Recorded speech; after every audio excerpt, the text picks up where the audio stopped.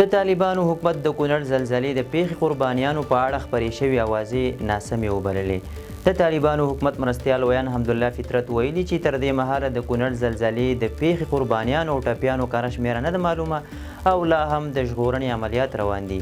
هغه پر خپله ایکس پاڼې لیکلي چې ځینې غیر مسؤل اشخاص ډیر لوړ ارقام خپروي مګر دا اوازې له واقعیت سره سمون نه لري او کله چې د ژغورنې عملیات بشپړ شول موږ به ټول جزئیات شریک کړو. د نوموړي په وینا چې کونړ کې د زلزلې له امله د شهیدانو شمیر 2215 او د ټپیانو شمیر هم 3000 او 640 تنو ته لوړ شوی دی. د فطرت په خبره دغه شمیرې د کونړ د نورګل څوکۍ چپې درې او ماړوګي ولسوالیو دي او د ژغورنې عملیات لا هم دوام لري. د رویټرز خبري اجانس د معلوماتو له مخې په تیرو 3 لسیزو کې په افغانستان کې لږ تر لږه 355 زلزلې شوي او په نړۍ کې د هغه هیواد په توګه پیژندل کیږي چې ډېرې زلزلې پکې پیښیږي.